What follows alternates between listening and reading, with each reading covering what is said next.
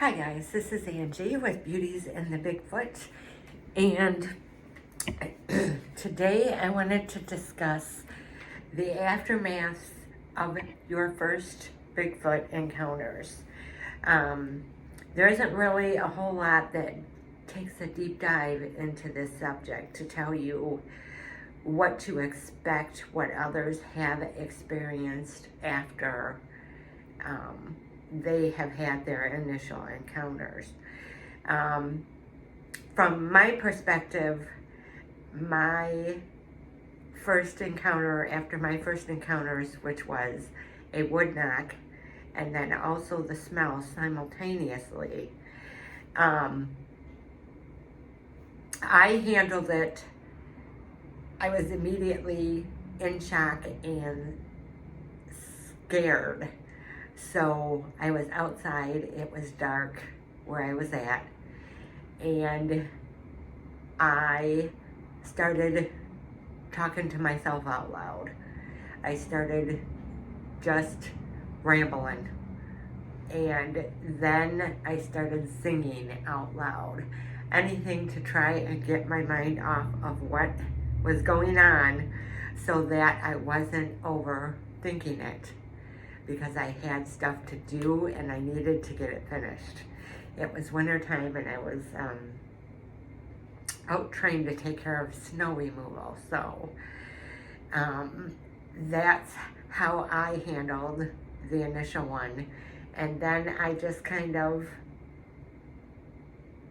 went about my business and didn't do, because in my mind I could rationalize it.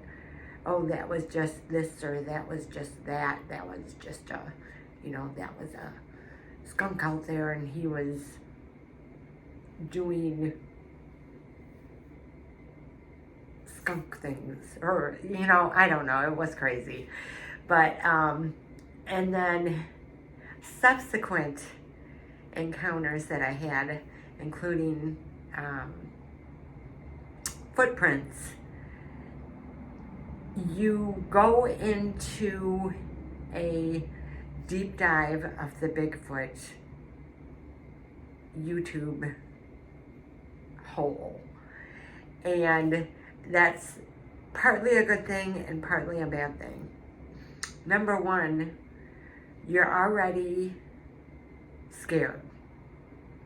Number two, the more encounters that you have, your mind is trying to rationalize that, okay, there is this species that I am finding evidence of, and they're not supposed to exist. So you're trying to wrap your mind around that, and then you're reading other people's stories. And let's face it, about 3/4 of the stories that you hear about the Bigfoot are terrifying, scary encounters. There are a few, good, peaceful, helpful, nice encounters, but there are more bad encounters or scary encounters than there are the feel-good encounters. So that just adds to your terror. And it is a terror. You are terrified because you have not dealt with this species before and you don't know what to expect. And then you read and you listen to all these stories, and Bigfoot ate my friend, and Bigfoot tried to take my kids, and Bigfoot smashed my window, and Bigfoot threw a log at me and pinned my legs on the trail. I couldn't move. I thought I was gonna die. So these are the things that you encounter when you go down this Bigfoot rabbit hole, and it only adds to your terror. So you go through this terror process, and then the more encounters that you have, or even if you just had one encounter, then your mind starts to kick in, and your mind starts to rationalize or try to rationalize the fact that you're not imagining it, that you're not crazy. So then the next step that happens is you start to tell people. Or this may be vice versa. You may tell people first, and then you go down the YouTube Bigfoot rabbit hole. It doesn't really matter which sequence happens, but so you start to tell people, and you start to show people these photographs that you've taken, and you're like, you see this, right? I'm not crazy. You see this, right? What's that look to you? Or, did you hear that? You heard that, right? Do you smell that? Do you smell that? I smell that. Tell me you smell that. You're trying to rationalize the fact that you are having experiences with a species that is not supposed to exist. But here you're having all these things happening, and they're not supposed to be happening, but yet they are. So you have to do like a reality check from your friends and your family members. And you get that some don't believe, and they listen politely and nod their heads, and then others are just terrified for you. They're like, ooh, hell no, I'm not, nope, I'm not doing that. And then others are fascinated. Oh my God, look at that. Oh my God, I see that. Oh my God, I smell that. Did you hear that? Yeah, I heard that. So you go through those different things, and then you come to terms with your own acceptance, hopefully. Some never come to terms with their experiences. They've had the experience, it terrified them, they went down the Bigfoot hole, and they were like, nope, never going back there again, not doing that.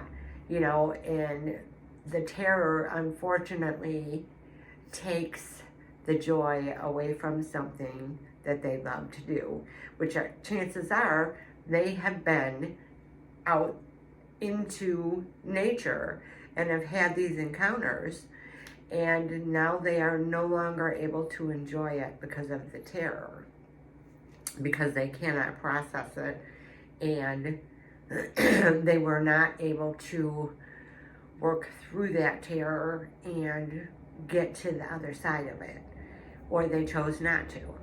They just wanted to get back to their normal life and pretend this didn't happen and it didn't exist, and that they didn't go through it. So depending on the encounters that you have, is going to be how you experience the aftermath of your encounters.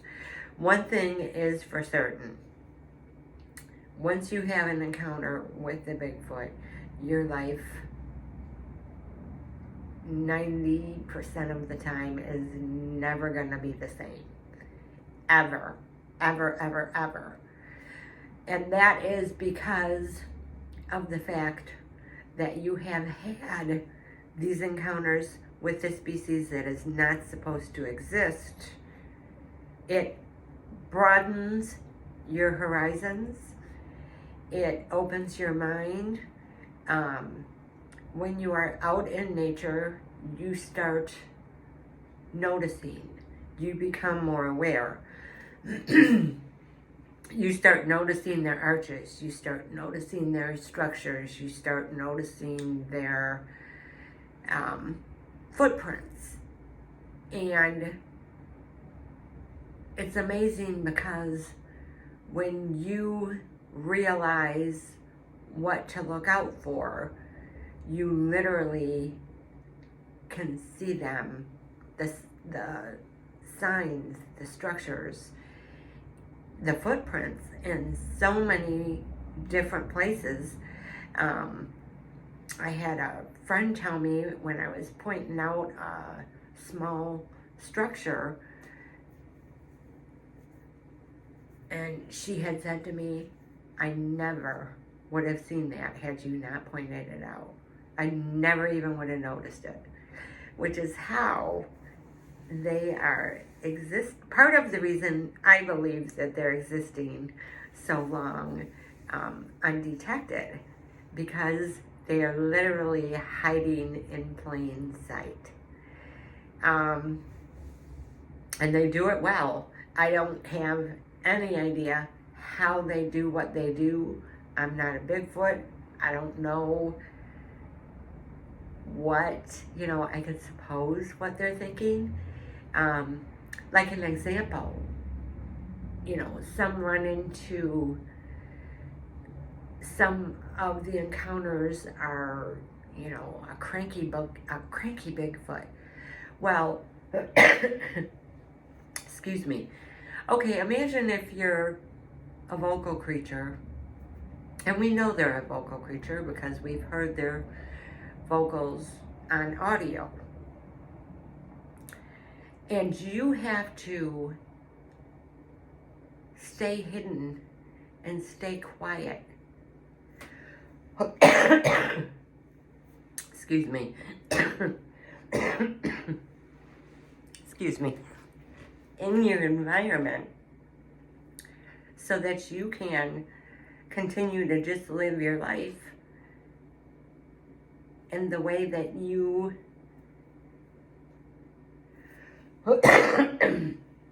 have been trying to live it. So you have to remain silent and remain hidden. That's gonna make you a little cranky. And yeah, you're going to be cranky to whatever you think is causing you to have this change in behavior.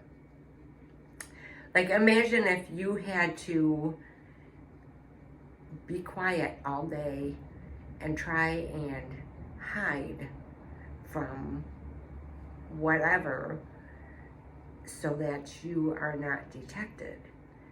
That's going to cause, a little bit of friction, especially if you're used to wandering wherever you want to go. So I think that's part of the reason why some are cranky and the encounters are not so good.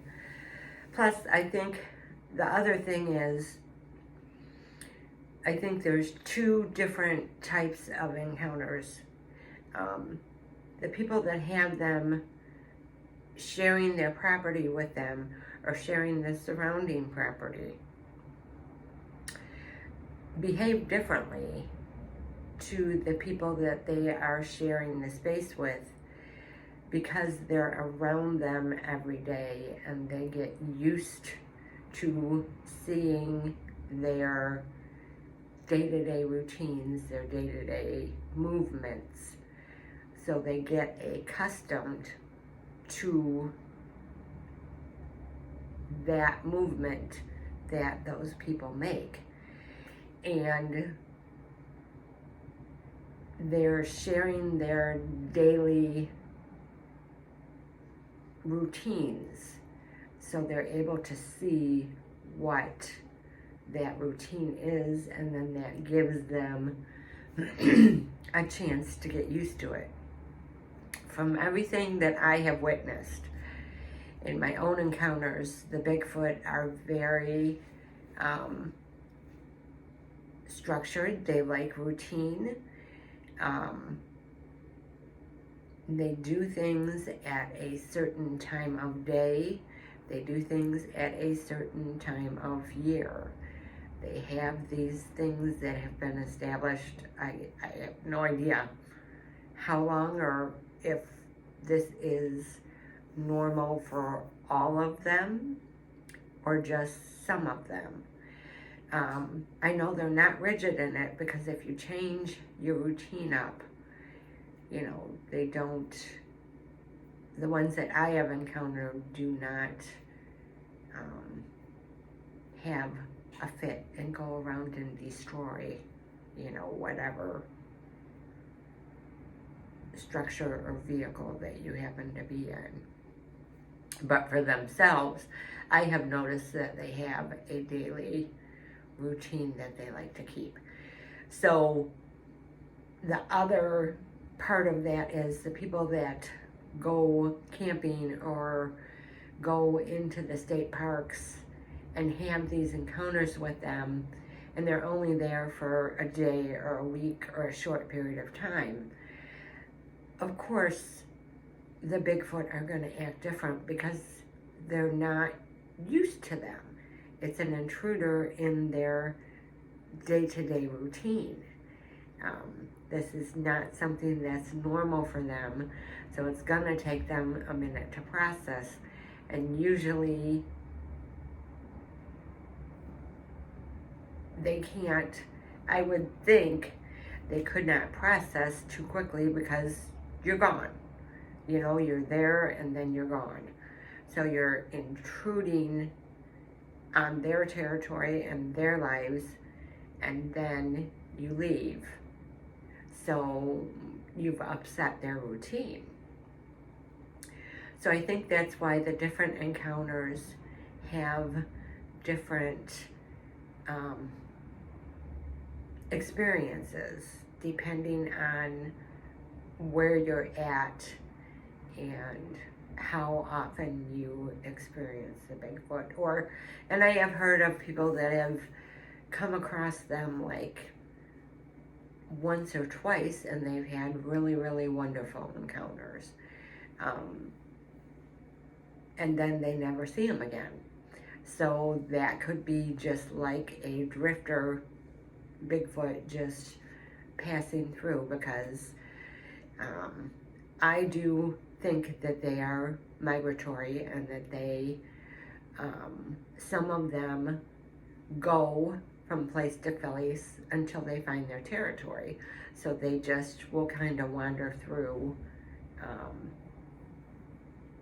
the different territories until they find a place that they can call their own. So that's a little bit of the after effects, and then you come to, acceptance, and then you just come to like, wow, this is amazing. These experiences are amazing. But always remember, we are not the Bigfoot.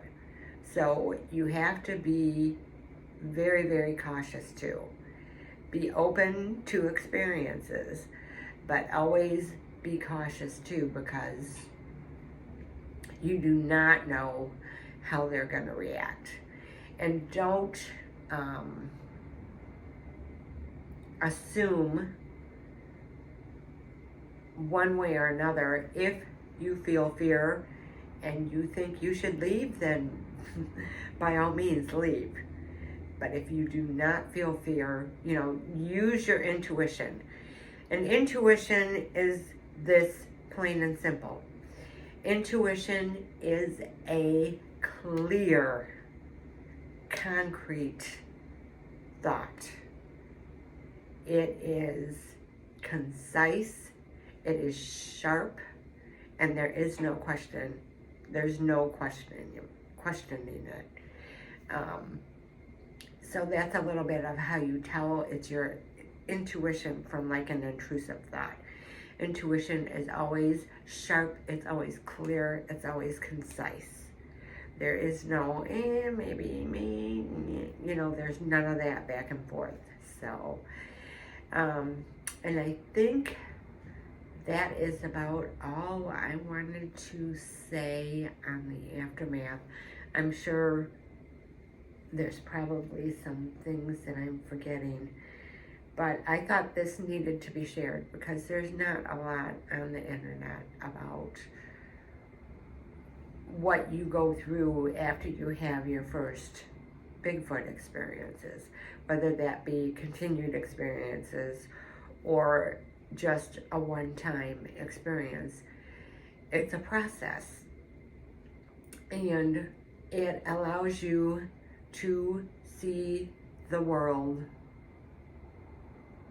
with open eyes and more awareness is what it does. And that's why having experiences with the Bigfoot, everybody says is life-changing. That is how it is life-changing. All right, you guys, I hope you enjoyed that. And if you have any questions, leave them in the comments. And you guys have a good night.